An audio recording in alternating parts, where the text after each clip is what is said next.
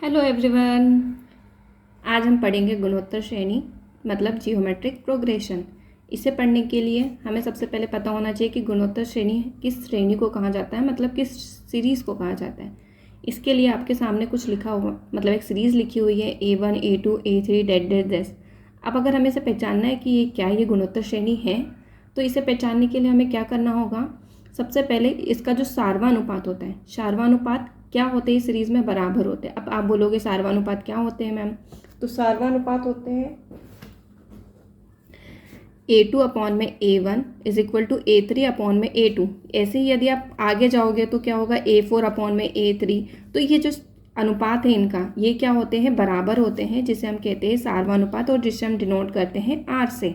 ठीक है, तो यदि किसी भी श्रेणी में A2 अपॉन में A1 A3 अपॉन में A2, यदि इन दोनों का रेशियो क्या हो, बराबर आए, तो वो क्या कहलाता है, सार्वनुपात, जिसे हम कॉमन रेशियो कहते हैं। और इस श्रेणी को हम क्या कहते हैं, गुणोत्तर श्रेणी।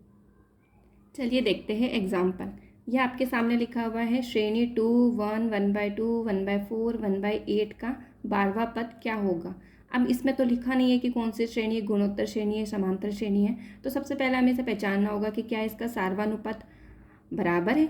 चलो चेक करते हैं। यदि हम 1/2 करेंगे, इन दोनों का सार्वनुपात क्या होगा, 1/2। यस, यदि इन दोनों का करेंगे तो 1/2 अपॉन में 1।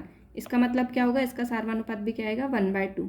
अगर इन दोनों का चेक करते हैं तो 1/4 अपॉन में 1/2। यदि हम इसे आगे चेक करते हैं तो 1/2 1/4 इंटू क्या हो जाएगा, आपका 2 हो जाएगा, और इससे ही कैंसिल हो जाएगा, मतलब कि इसका भी सार्वनुपात आएगा 1/2। तो आपने क्या देखा कि इन दोनों के बीच का 1/2, इन दोनों के बीच का 1/2, इन दोनों के बीच का भी अनुपात कितना आ रहा है, 1/2। मतलब कि इसके सार्वनुपात बराबर है, मतलब ये श्रेणी क्या होगी, आपकी गुणोत्तर श्रेणी कहलाएगी। अब हमें क्या पूछा है क्वेश्चन में हमसे ये पूछा है कि 12वां पद क्या होगा। अब 12वां पद मतलब क्या होता है, आप देखो ये श्रेणी में कितने पद है, 1 2 3 4 5। 5 पद तक तो दिए हुए, बट हमको यहाँ पे जो 12वें नंबर पे कौन सा पद आएगा वो बताना है। तो इसे ज्ञात करने के लिए हमारे पास एक फॉर्मूला है हमारे पास, Tn is equal to A r की पावर n-1।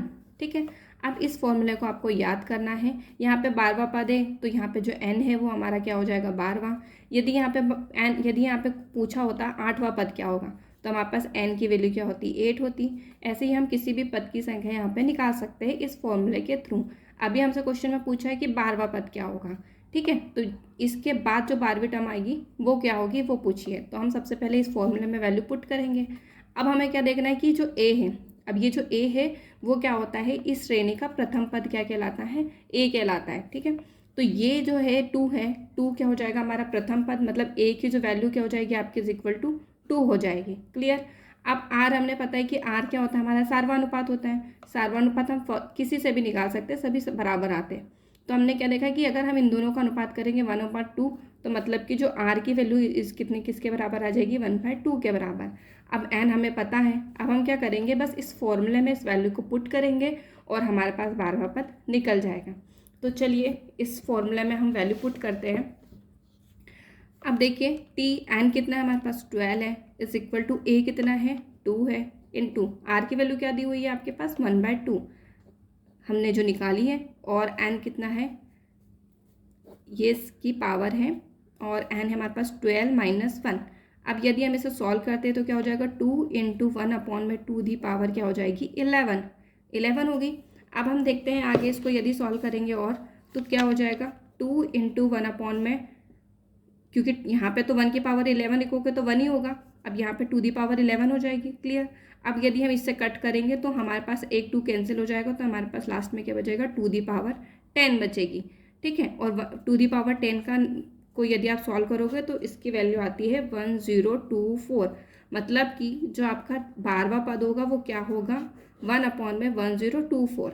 ये जो 12वां पद होगा श्रेणी का वो कहलाएगा आपका 1/1024। इस प्रकार से आप श्रेणी का किसी भी पद निकाल सकते हो। इस फॉर्मूला को आपको याद रखना है। ए याद रखना है, ए श्रेणी का प्रथम पद होता है। आर जो हम सार्वनुपात निकालते हैं, जो हम कैसे निकालते हैं, सेकंड माइनस फर्स्ट करके भी निकाल सकते हैं। और एन हमारा पद होता है, जो पद हमसे पूछा हुआ है। तो इस फॉर्मूला में रख के हम कोई भी पद निकाल सकते हैं।